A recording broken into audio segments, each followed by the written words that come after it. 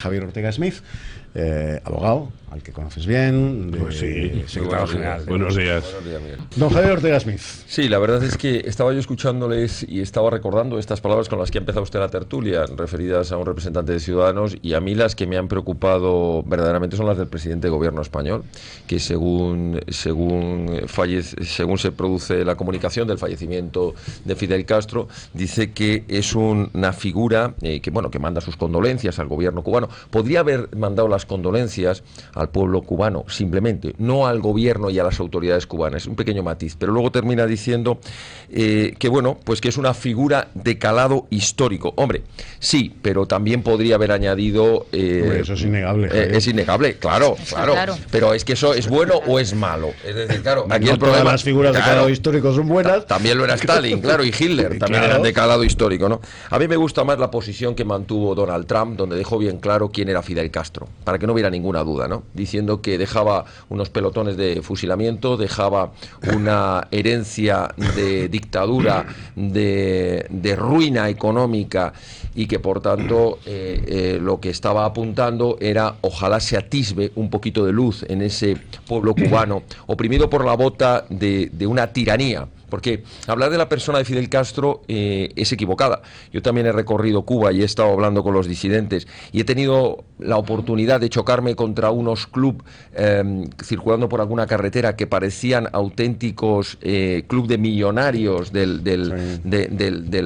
la Suiza y esos clubs de millonarios tenían una barrera con unos guardias que te decían no, esto es del Partido Comunista, usted no puede entrar aquí. El pueblo cubano, que para tener una pastilla de jabón se ha tenido que prostituir, porque y para poder comer decentemente un día pollo o carne o poder vestirse, sus mujeres, sus chicas jóvenes que han acabado carreras, que algunas son médicos, ingenieros, arquitectos, están trabajando en la prostitución. Aquello recordemos todos histórico.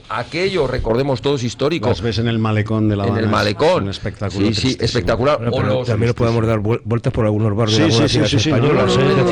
Si el Itumas se puede comparar. Pero digo, hombre, vamos a temas un poquito más de fondo y no siempre quedarnos en la anécdota, no vamos en la categoría, ¿no? No es una anécdota, no. El pueblo cubano me parece que es lo que hay que salvar siempre, el pueblo cubano está muy fastidiado, por ejemplo, otra palabra mayor, efectivamente, y lo que hay que darles esperanza, y lo que no se le puede hacer es simplemente machacar, es decir, hombre, y lo que hay que hacer es abrirlo, es decir, pero es que el régimen tiene que cambiar, hay que poner situaciones para que esa apertura realmente económica llegue a la gente, es decir, yo creo que libertad. Sí, estupendo, para poder votar. Pero además también, pero también un trozo de pan, porque si no se come es difícil ser libre. Sí, pero es que no tiene ni pan ni libertad. Lo que pasa es que no aplicando el sistema de partidos que tenemos en el modelo occidental. ¿Pero qué es el régimen cubano? No nos olvidemos, ¿qué es el régimen cubano? Es un régimen que, por cierto, entró con mentira, engañando al pueblo cubano, diciéndoles que iba a acabar con la dictadura.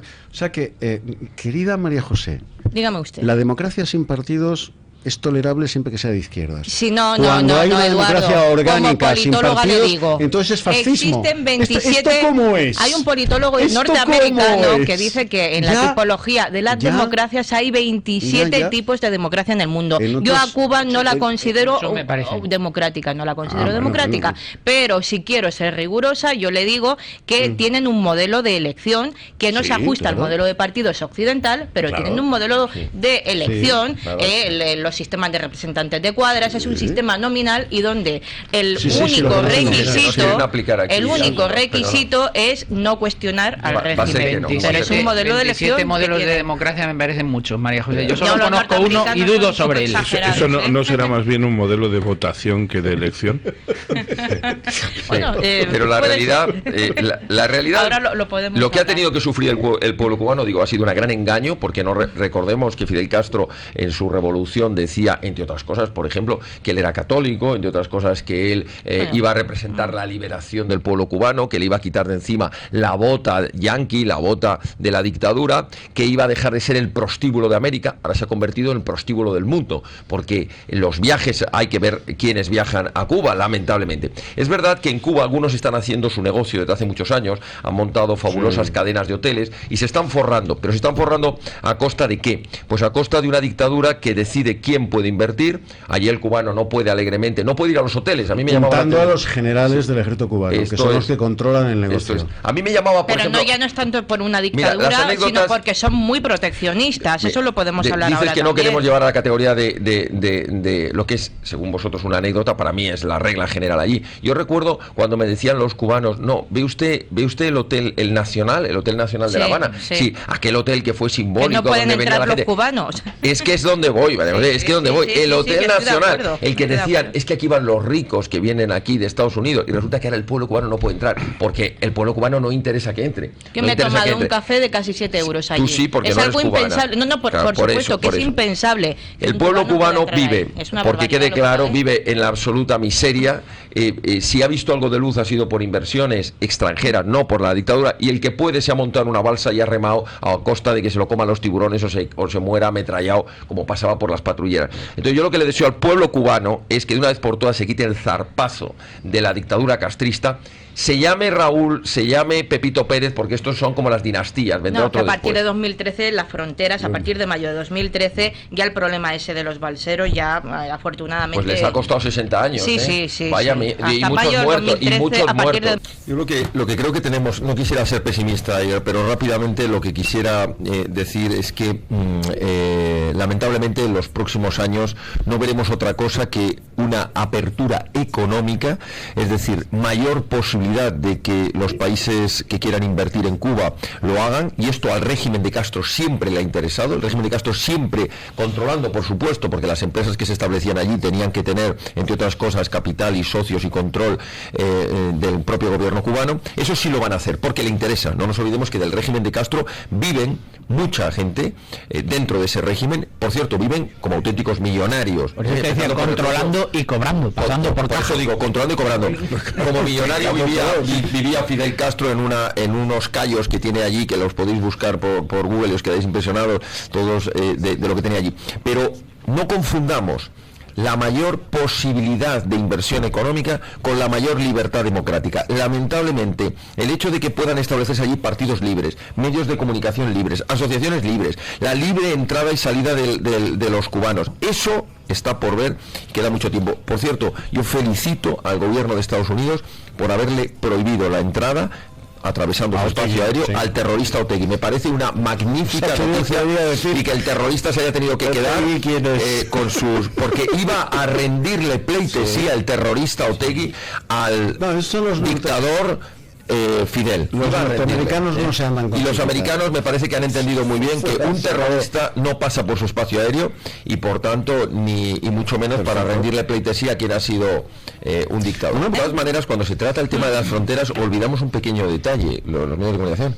que cada país es libre y soberano para establecer los controles en su frontera que les dé la real gana, y al que no le guste que no vaya. Por eso discrepaba de nuestro compañero Miguel cuando decía que él de alguna manera veía que el suflé se estaba desinflando. Yo creo que no debemos perder nunca de vista cuál es la estrategia del secesionismo. Eso es de manual. El secesionismo ha comenzado, tiene una hoja de ruta, el llamado proceso de la transición a la independencia o del Estado catalán, que es muy clara. Es decir, es un proceso a lo largo de los años. Primero, victimismo 100%. Segundo, falsificación de los datos absolutos, datos económicos, datos históricos. Después, la tercera fase, que la hemos vivido recientemente, que es la de la presión y la amenaza al Estado. Vamos a romper, vamos a llevar a cabo la desconexión, todos estos eufemismos que utilizan para no decir lo que es pura y simplemente rebeldía y secesión. Y en cuarto lugar, atención, y esta es la más peligrosa de las fases, es la fase del hartazgo. Es decir, logran que la sociedad llegue un momento en que ya, bueno, déjame en paz ya estamos cansados, y hay una relajación, se baja la guardia, y ese es el momento más peligroso, porque como muy bien decía, y ahí coincido tanto con lo que ha dicho Antonio como lo que ha dicho José Luis, el problema es la vía de hecho. Es decir, el problema es cuando, permítaseme el símil de un ejército, no cuando es muy o más o menos poderoso, sino cuando ante el avance no hay nada delante. Entonces da igual, aunque sea posible pararlo, siguen avanzando. Ellos siguen avanzando por la vía del hecho. Y lo que hay que ver es con perspectiva histórica. ¿Qué tenían hace tan solo 5 años?